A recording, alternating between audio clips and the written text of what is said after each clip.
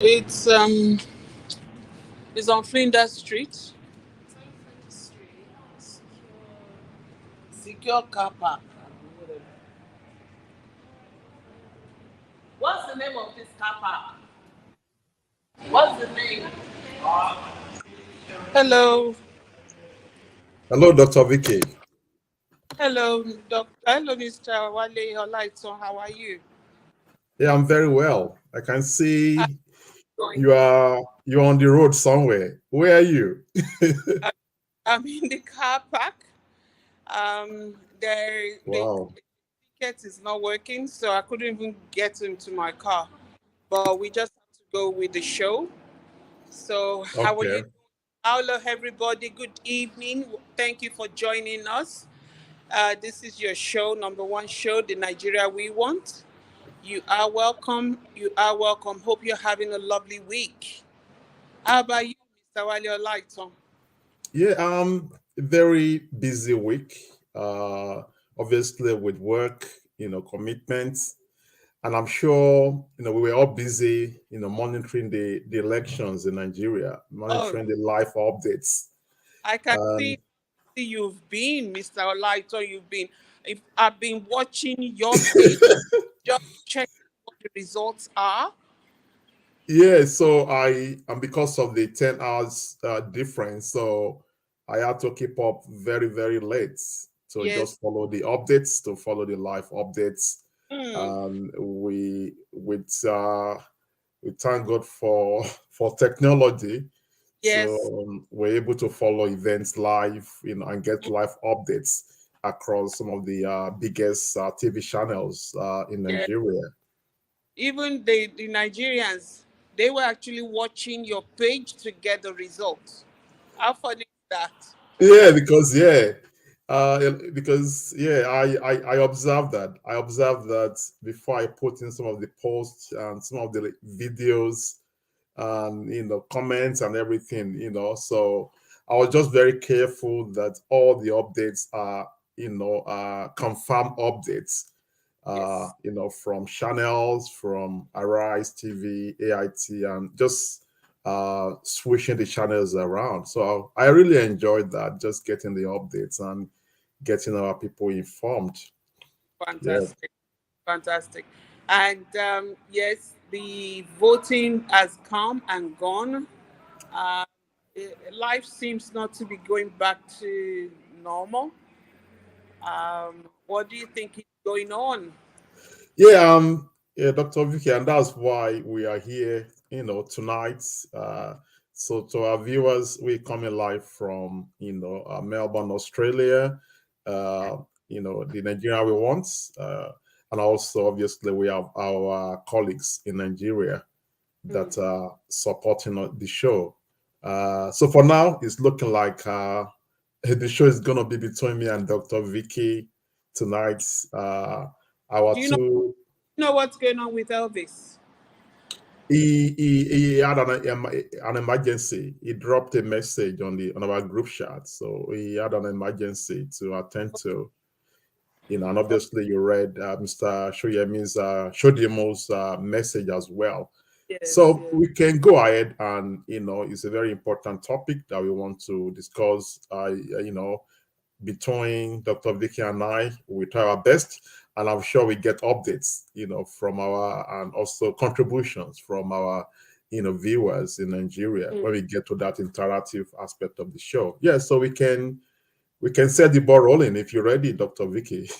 Oh yes, yes, yes. I am ready. I may be coming in and going out in between times, because Okay, into the elevator, it's okay. gonna stop. So you have to pardon me. So you have to. It's more like you're doing a one-man show today, Mr. Wiley Lighton, and I think you're prepared for this, aren't you? No, I wasn't really prepared. I was actually, looking forward to having a robust discussions with our colleagues. But emergencies are emergencies for a reason. So, Mm. Mr. Shodimu and Mr. Nwashiko, they didn't plan what really happened. So we just have to give it the best shot and try to, I guess, interact with our viewers as much as possible. Yes. Yeah. Mm. All right. So let's get the show started. We've got some viewers watching us at the moment. Okay. Also keen to join us and hear our opinion about this Okay. topic. So Okay. let's get into it, Mr. Wale Okay. Olaji. Okay. Thank you, Dr. Vicky. So you welcome to the show once again. On the show, tonight we're looking at the outcome of 2023 presidential election in Nigeria with the specific topic: Nigerians set agenda for President-elect Bola Tinubu as Peter Obi, Atiku Abubakar vow to challenge outcome of the presidential election in court. So that is what we'll be looking at. Before we go into the key topic, um, we go to the segment of the program called "What is Trending." So, Dr. Vicky, so what is trending for you?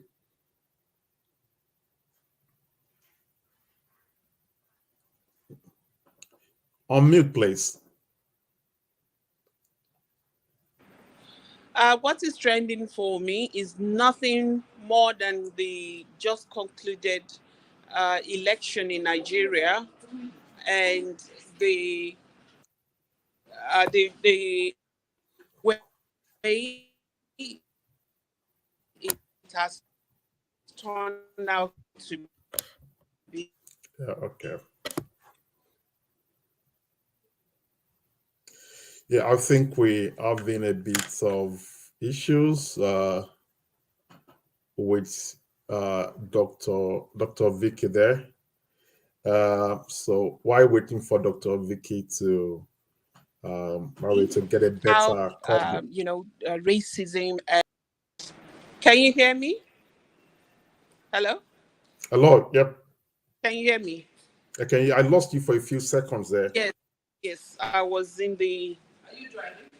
I was in the elevator. Okay, you mentioned that. Yeah. Should driving. Okay. Okay, so I'll give you a bit of time to probably get yourself settled. While waiting for that, I'll quickly go to the Yeah, you can preamble. share about what's trending for you. Obviously, what is trending for me is also the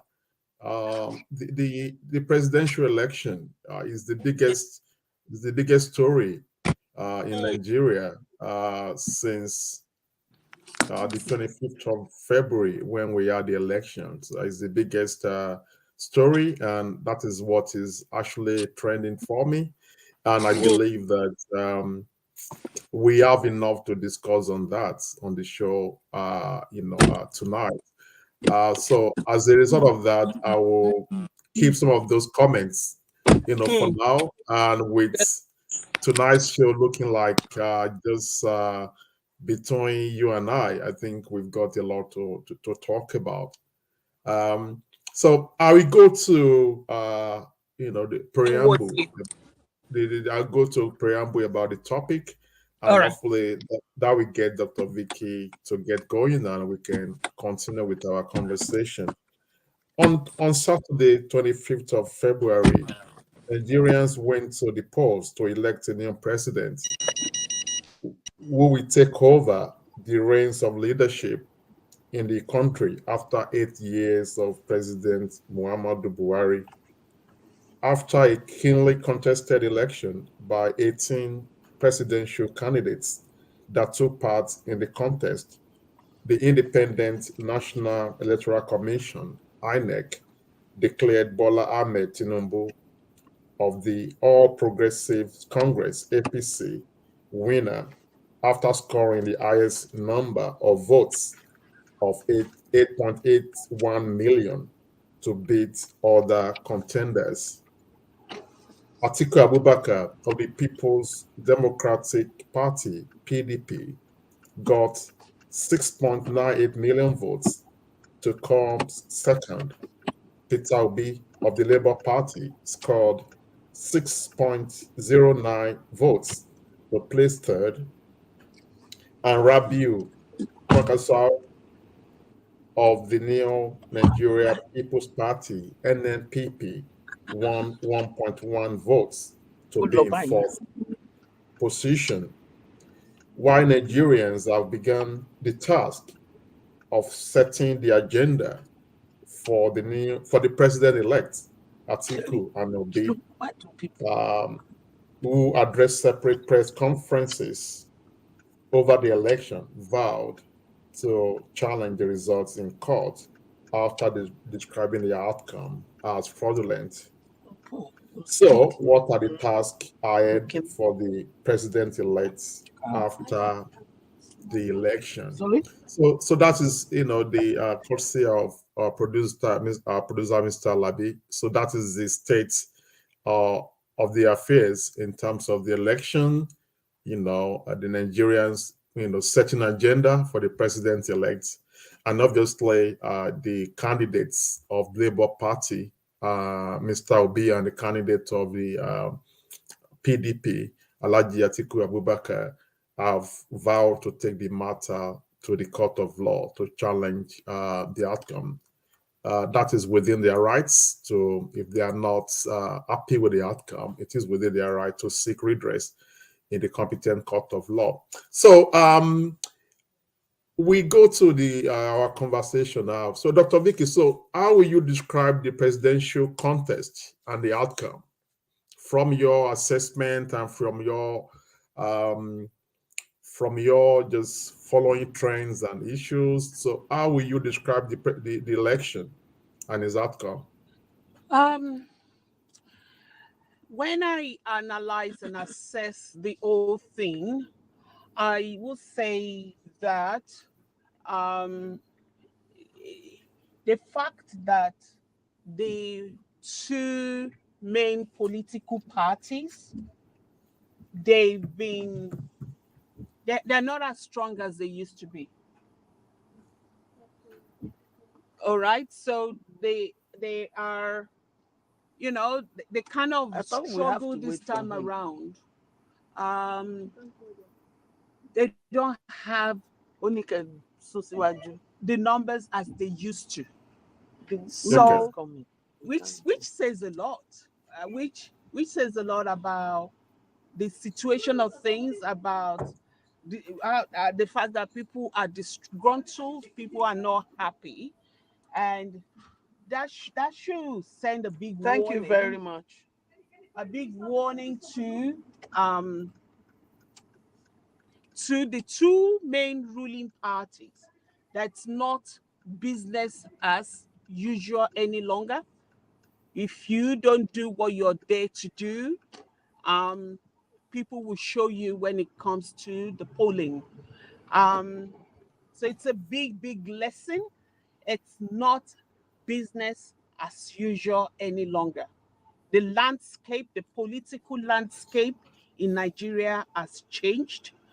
Um, I mean, that is the main thing that I can say I've noticed with all the the voting and the aftermath. Well, thank you, Dr. Vicky, and I share, the views that you've just expressed. I share the fact that since the return to democratic rule in 1999, Nigerians haven't had the opportunity of having more than two parties. Initially in 1999, it was between PDP, and AD. That was, in 1999. And also in following years, we had a few other, minority parties, but we still have two strong major political parties. But in this particular election, the Labour Party actually came from nowhere and really surprised everyone. The Labour Party came from nowhere and surprised everyone. I don't think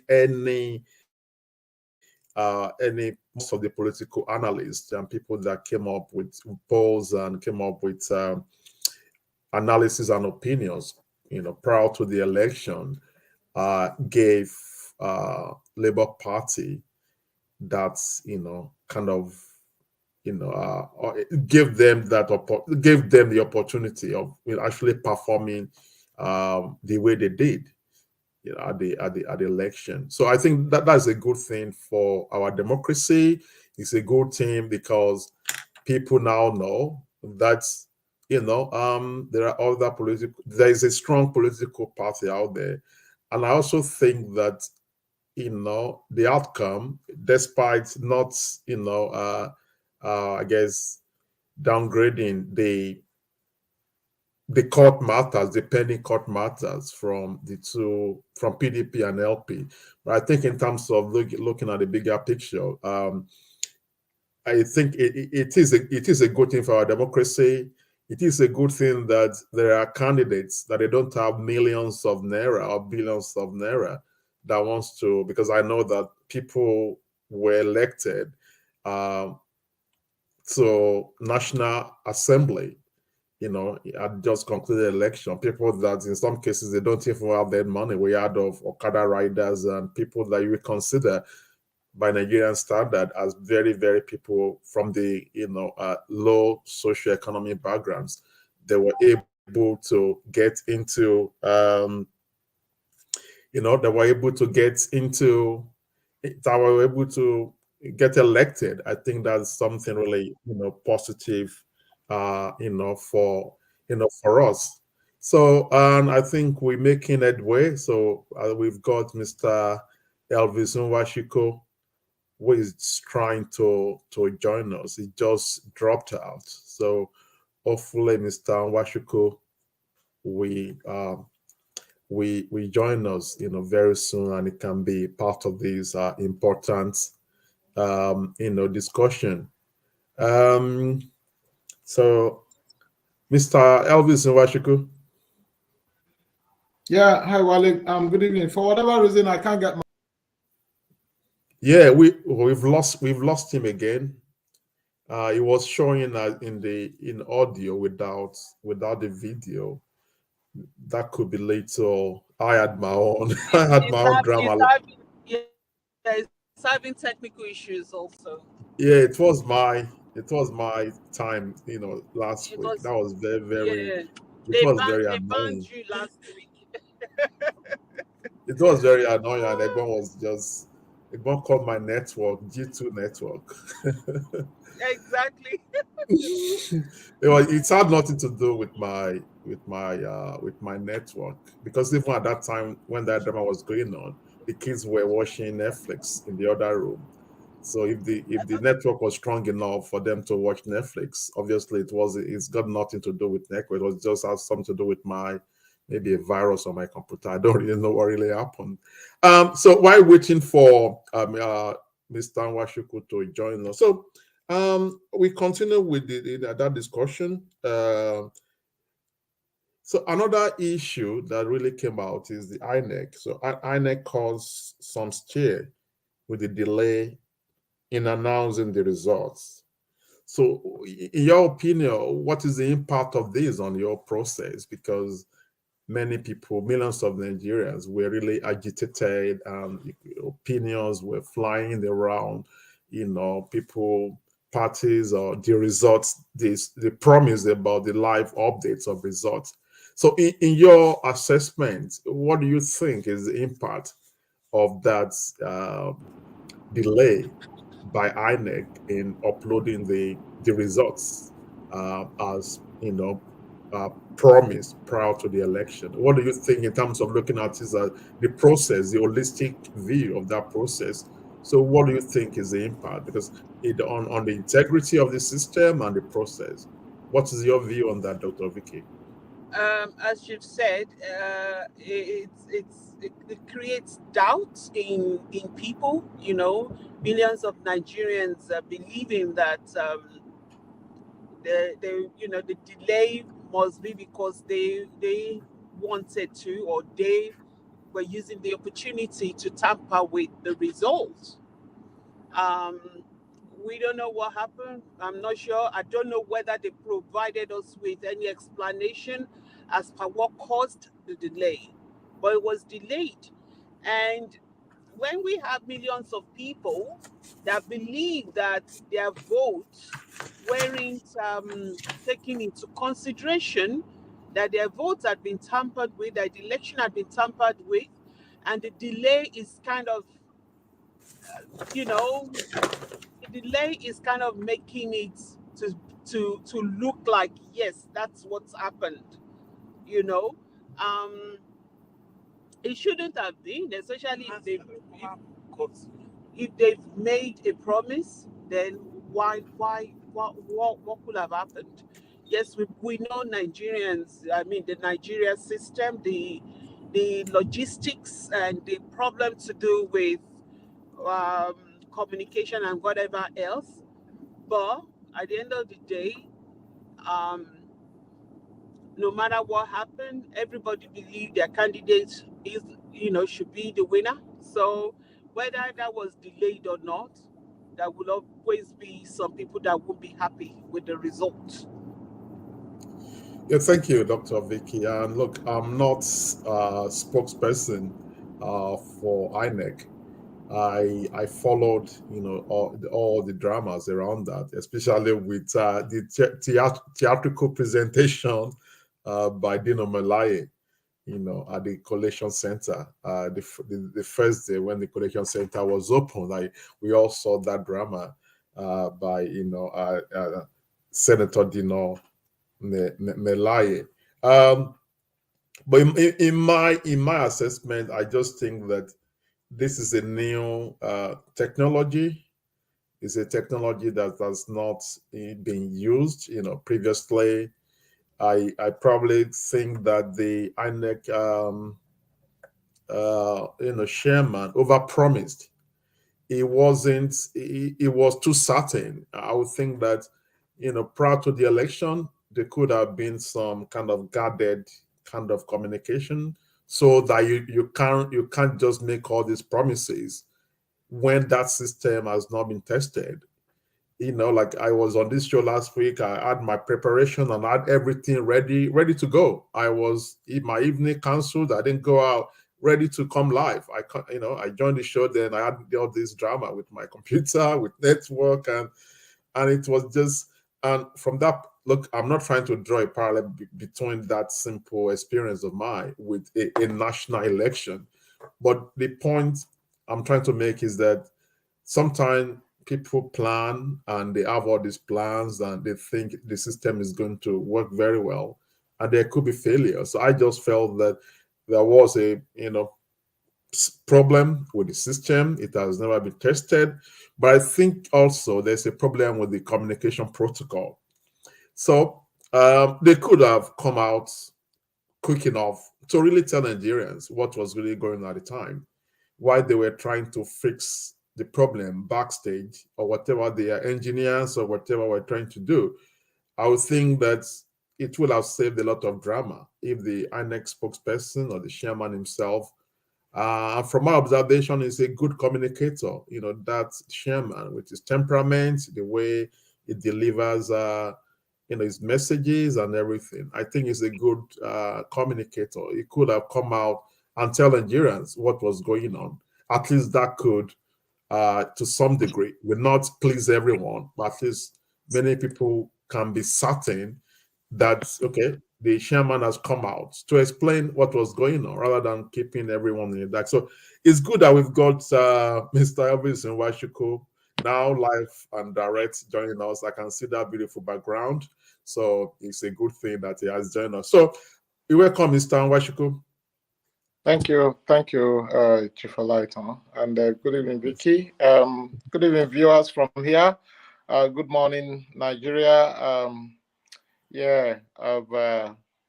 I've been battling with my own last week while it was 2G with yourself. Last glad Mr. Shodimu is not here tonight. You would have relegated me to maybe 1G. No, not 2G anymore. It's just is 1G network. So you're welcome to the show, my friend. So I'll go straight. So you can answer two questions together. One, how will you describe the presidential contest and the outcome? And as you just met us now, the drama around technology and INEC not providing the updates, the election results as promised. as promised prior to the election. If you can quickly combine the two, your assessment of the election, the outcome, and what do you think? Whether that's a little drama by INEC really mess up the process or expectations of Nigerians. Mr. Washiku? Yeah, the elections have come and gone, even though there's still a bit of dissatisfaction in some quarters. I'll say, given the level of the preparation that INEC had done over the years towards this election, and given the level of funding, I understand up to the tune of about 36 billion to conduct these elections. Nigerians were quite enthusiastic and looking forward to a free, fair, credible election. But look, at the end of the day, it is what it is. People turned out en masse. One of the things I actually noticed was the fact that, we discussed on the show last week the numbers, how we came from, I think, about 70, just over 70 million, 77 million voters to around about 90 million voters, just over. I hope my figures are right, but I know one of the questions we 89 million. addressed, 89 million, so 89 million. approximately 90 million. So, I question seriously the the voter turnout, or looking at the results that have been declared. Is it that people didn't actually come out to vote, or what could have happened in that space? If people had shown a lot of enthusiasm in wanting to register and also to pick up their PVCs, we saw the hustle and bustle everywhere. People really wanting to be part of the process. Personally, I question why, and I can't place it anywhere, but it's something I've been pondering over, and I've been wondering why, we'll have such reported large number of voters, and then the results do not reflect that number as well. So in terms of the outcome, the INEC, to be honest, there are no excuses. You were given such a huge amount of money. This BVAS has been tested I think it was, the last election was in Osun. Yeah. State. Okay, that's correct. Yeah. And the question that really bugs me, or what really bugs me here is, we can have technical glitches, we can have issues with technology, but one question that has resonated across borders: am I still in the show, or am I out? Yeah, you are still on. We just Okay, all right. Oh yeah, I think the producer was flashing something there. So one thing that has resonated across borders, I think I lost my line of thought for a bit there. Yeah, with this, with the reporting of the results, or even the transmission, the INEC chairman had made that assurance to Nigerians that from the collation centers, results will be transmitted straight to their database, and people could view the results in real time. One thing that stood out for me is the fact that both the State Assembly and National Assembly results were transmitted without any issues. And then came the presidential one, and all of a sudden they had these problems. It's neither here nor there, but any discerning mind will ask that question: why the peculiarity to the presidential, the transmission of the presidential results? I also saw it live on video during the voting exercise, when voting had been completed. I could notice some of the INEC agents or the INEC staff I saw at least 2 or 3 people ringing up their supervisors to say the password is not working. I can't log in. I can't send anything. So, 3 instances that I saw that occur. So was it really real that they had these technical issues, or was it intentionally done? And it begs the question, why the National Assembly results will be transmitted and the other one couldn't. Another point that I'd like to make is the fact that the INEC, when I think it was Dino Milai and a few other people made their points to say, look, this is not how we voted, and questioning some of the results that the INEC chairman was announcing. He gave the assurance and said, look, we'll go through the process. You get the opportunity for us to look at these complaints before we finalize it. And then, what we saw was the whole thing was finalized without even addressing those concerns. I mean, some of them will be legitimate because I had a look on the website as well. I saw where a result from Jigawa ended up, I think, in Lagos State, where in some instances, rather than see the actual numbers collated at those collation centers, you will see people's faces on the portal. So there's something, as far as I'm concerned. I would think, nothing is perfect, but I would think the INEC chairman could have done a better job of, addressing the concerns. Well, he didn't even attempt to. The Nigeria that I know, once you have an election, the next day you start seeing results. Any reason why this one was delayed for about 24 or so hours before they started to upload? So, and you see with the victory as well, I don't even see, honestly, I don't see the jubilation on the streets. I don't know, it could be happening in some quarters, but you would think, that jubilation will be all over. So I don't, for me, it doesn't matter who really wins. It's the process to the winning that, that really counts for me.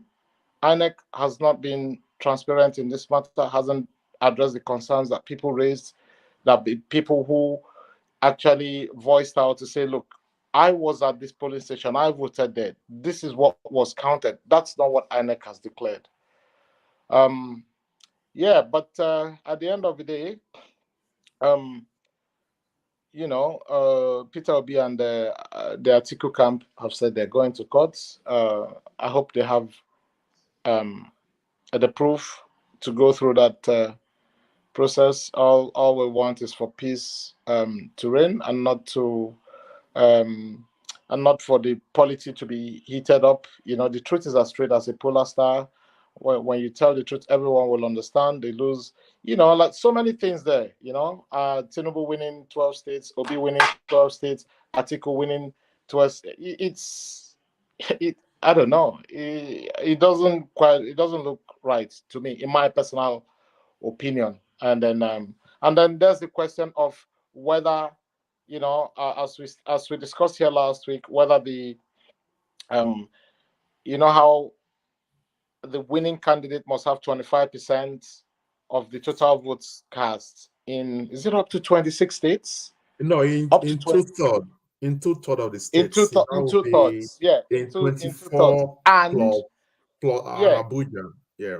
and Abuja. But pundits, that there's another explanation that people are trying to give another meaning to and I mean, if you say Vicky and Elvis, Wale and Elvis, or 3 of you and Mr. Shodimu, automatically you would think it's 4, but people have a different interpretation to that, so there have been Yeah. different arguments No, around I think the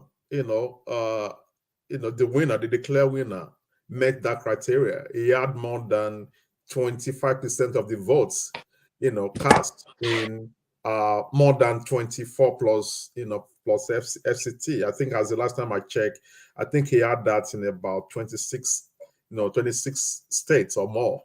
So he No, made that criteria.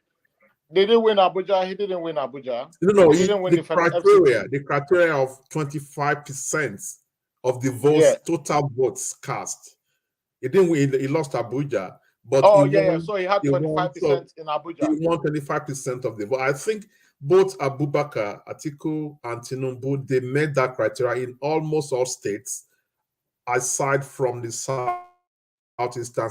From the last time I checked, they met that criteria in most of the states, aside from the southeastern states, where bulk of the votes went to a Labour Party of Peter. Anyway, in so rounding thank up, you. just in rounding up, So another thing is, well, maybe that's the elites voting in Lagos State.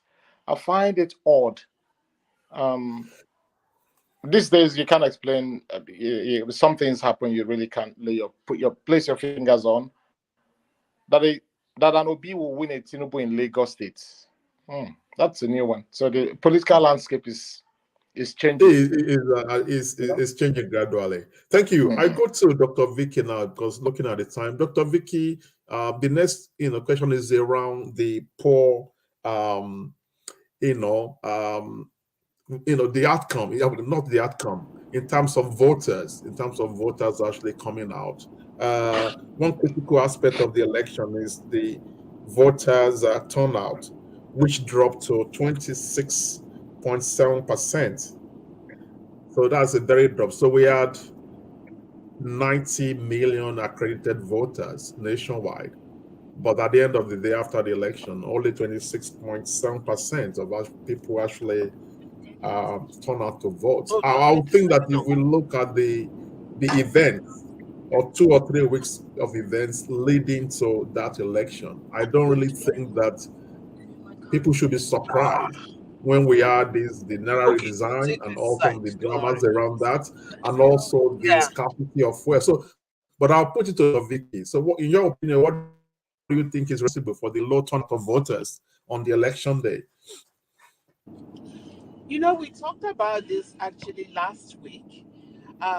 Remember, I remember saying something in line of, yes, millions of people, they've picked up their card, their voter's card, but the key is for them to actually go and vote. Almost doesn't count, right?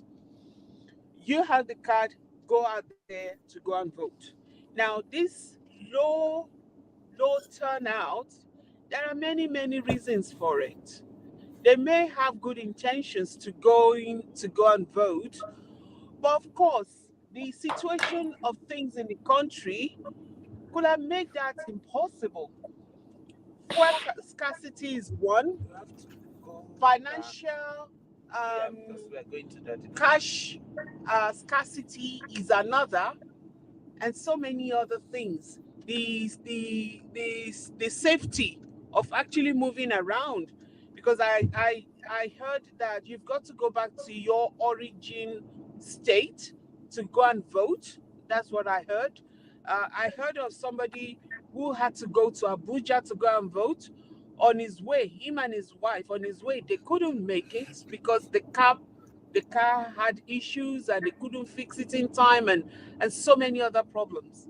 So for the low turnout, I believe people had the good intentions to go and vote, but of course the situation of things may have prevented that from happening for majority of them.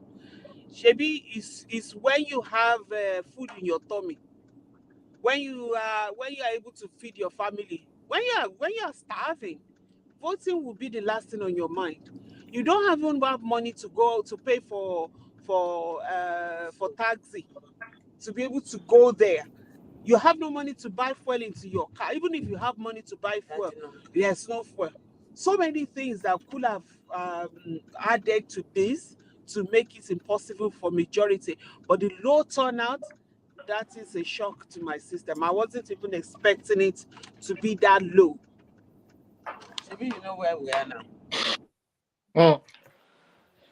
Yeah, Vicky. So Okay. with the can I react to that? Well, with the transport, I know, to the best of my knowledge, voting centers are configured in a way that you vote around where you live. You don't actually need transport to get to your destination. Besides, there's usually no movement. There's no vehicular movement on the voting day on the days that people vote in Nigeria, and in as well. So people can choose states of origin, but the key thing is you vote where you're registered. You don't have to go back to your state of origin to vote. It just depends on where you're actually registered to vote. That's where you do your votes, and I just thought I'd straighten that out.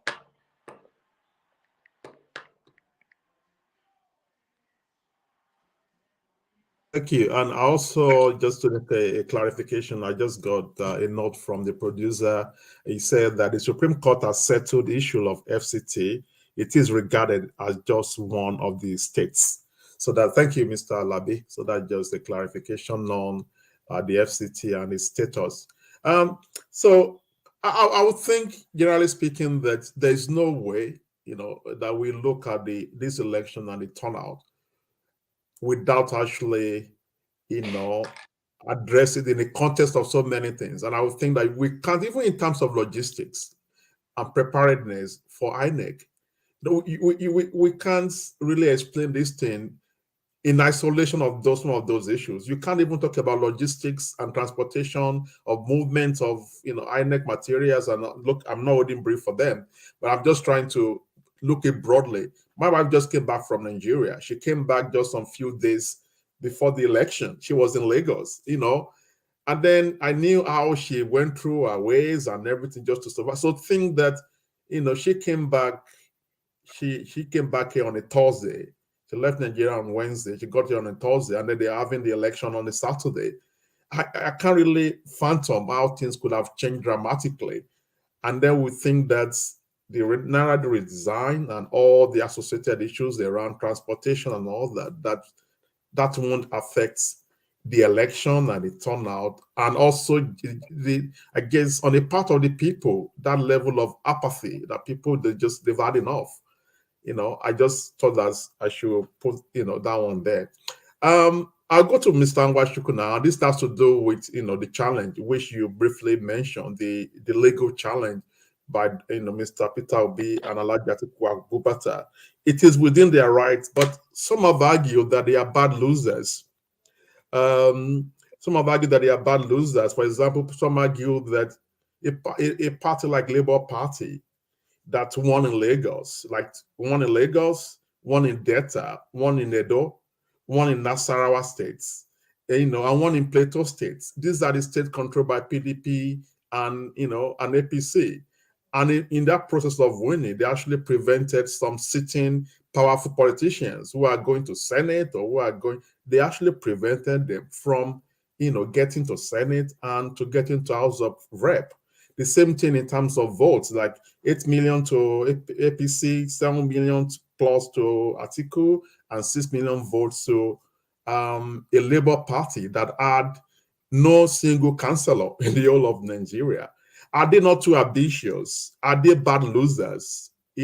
Are they just eating up the polity unnecessarily?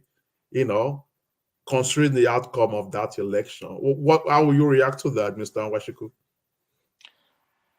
Well, So okay. the argument is the election is fair where they won. So the election is unfair where they, for whatever where they lost. So that is an argument that I've reacted to as well, and I've read a lot about that. Well, I think it's okay. It's okay to be ambitious.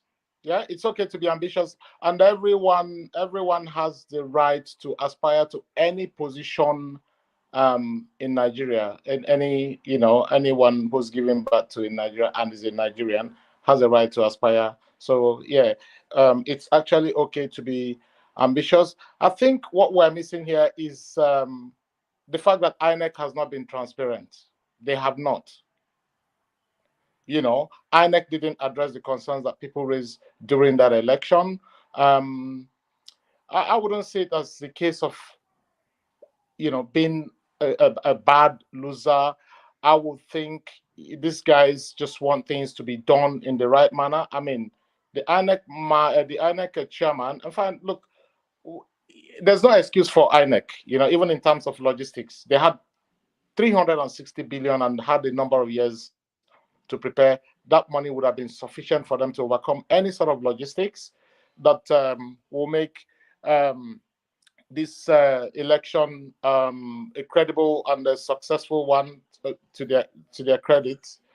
They had enough. They had enough time, in more than enough time. So it's not the case. I think the question that is being asked, these guys are saying, we had people on ground.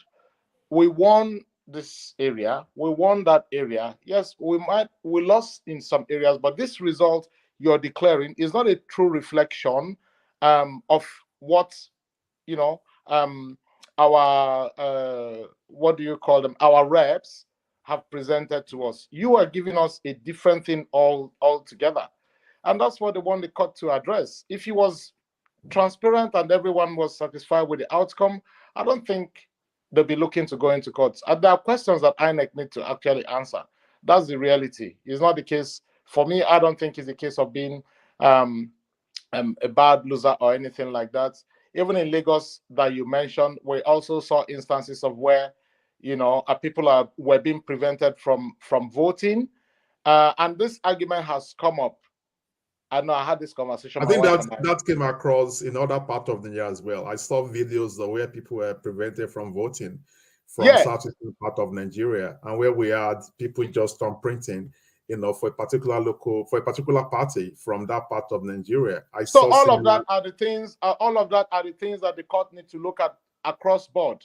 I mean, in Imo State, for instance, I saw in Governor Hope's Odima's area, after the elections, after they had voted, people were kicked out. People were kicked out. The party reps were kicked out, and the gate shut down. In Iba estates, the gate was locked up, and you can't go into the estate if you're not voting for a particular party. So what these guys are saying is, look at the whole process. Unless we don't want to call it spade by his name, the INEC leadership hasn't done the right thing by the people. You said to them, we'll look at all of it. Have they looked at any complaints? The next thing he says, go to court. And that's where these guys are going. And I think they have a right to actually go to court to iron it out there. Let the court, rule. If the Supreme Court says, yes, they've done the right thing and it's credible, it's fair, I think they'll have no other option. They would have reached the end of the road. But insofar as this process is concerned, not just them, you can see it doesn't even feel like, like something has happened in that space. I mean, when people win elections, you see the jubilation all over. And so there's something sort of amiss here, and that the court needs to actually look at and address. And once they make that pronouncement, that's not the only instance where people go to court. I mean, in Osho State that we mentioned a while ago, the matter is in court already. And let's not forget the process that brought Peter Obi out as a governor in his state. He was rigged out. He went to court and he got justice. He was impeached. He went to court and he got justice. The question of whether his tenure will be 4 years or, oh my God, I just got a sad news. The question of someone, I just got a news, someone just died in our community here. Yeah, just so sad. So while I wouldn't think is the case. Can you continue, or you need a break? I can continue. It's okay. I can continue. I think it's the case of people saying, look, this is not clear to me. This is not clear to me, but I need to ask the question. And rightly so. I think they deserve those answers since they couldn't get it from the INEC. That's probably the way, the next option. Or, and they have said to their followers, don't do anything, don't go on the streets, don't fight. I don't think fighting will be an option. That's the only legal option available to them, and they have every right to explore it. So I wouldn't say they're bad losers in that sense, no. Well, thank you, Mr. Nwachukwu. On Nigeria, we want, as a show, we promote democracy and we respect, the rights of people to seek redress in the courts of law. we're just trying to, I guess, expand the discussion from, from the early angles. Mr. Obi, you have the right to go to court, and Alhaji Atiku Abubakar, it is within your rights, to go to court. So I'll go to Dr. Vicky Nwachukwu. Dr. Vicky Nwachukwu. I want to call Swala, Dr. Man. Sorry. Dr. Vicky Obi-Folaji. So, international community like two wives be that, Abi. Imagine this one.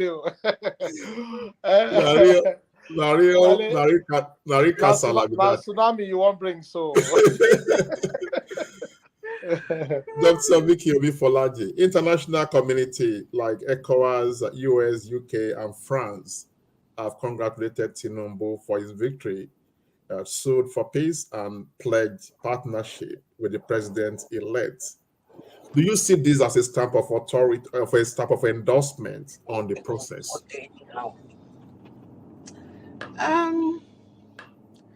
Of course, the international communities, they are watching and they are listening, and they are looking at what's going on. And when Tinubu has been declared, they follow suit. That's just the normal process. And if the court that these guys are going to, if they have to come back and say no more, then we'll check it out then, or they will check it out then. But for now, them saying congratulations, I think it's just being diplomatic. It's just part of what they believe they have to do. And is it a stamp of authority? They are just doing what they think they should do, which is what other countries do for each other anyway.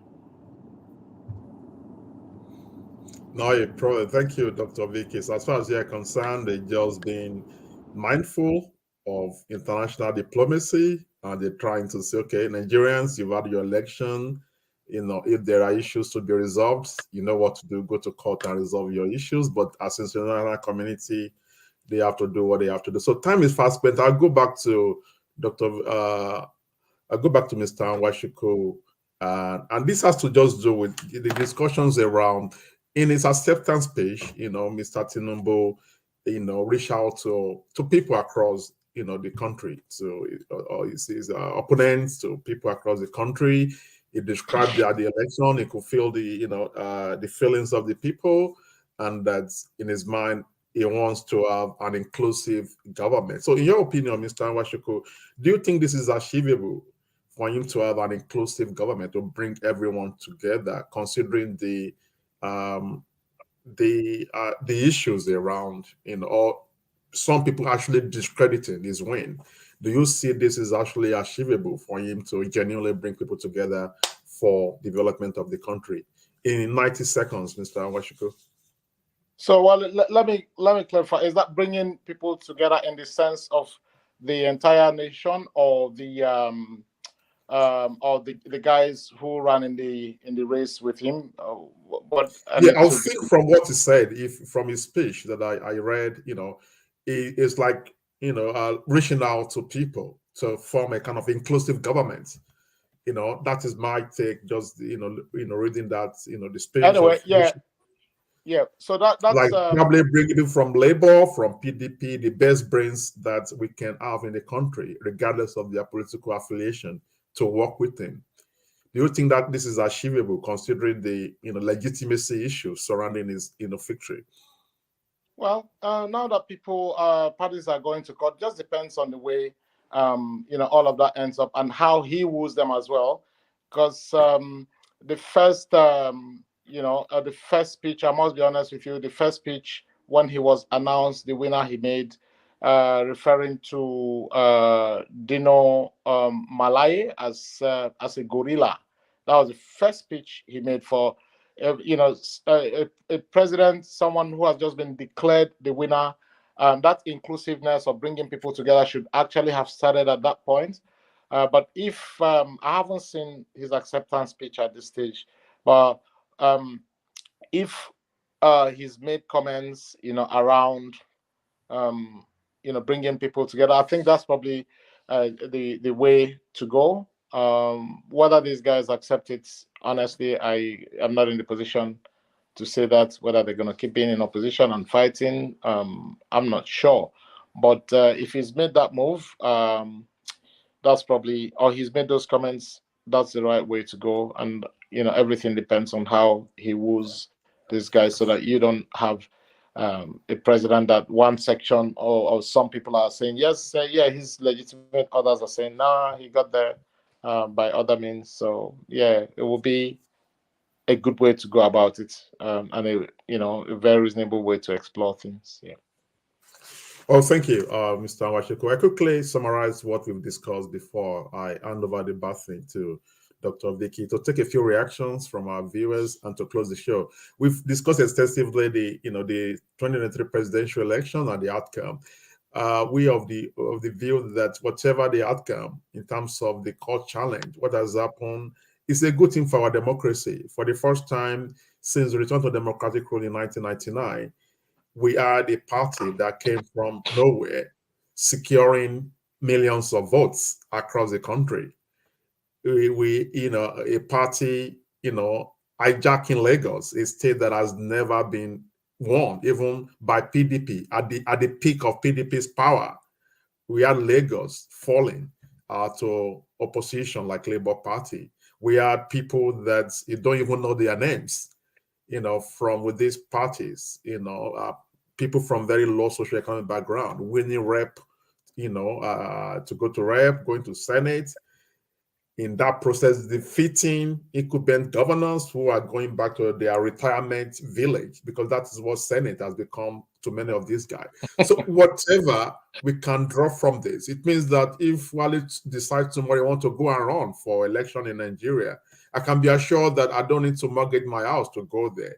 If we have a party like that people could go and sell their ideas, and on the basis of the ideas, they can get a ticket, and on the basis of that idea, they can get elected, then overall, it's a good thing for our democracy. It's a third force that has arrived, and it's a force to reckon with, regardless of what happened at the court. That is my personal assessment of it. It humbles people. I think it has humbled a lot of politicians, and I would think that because they've been humbled, they would take it as a challenge to do the right thing for the people.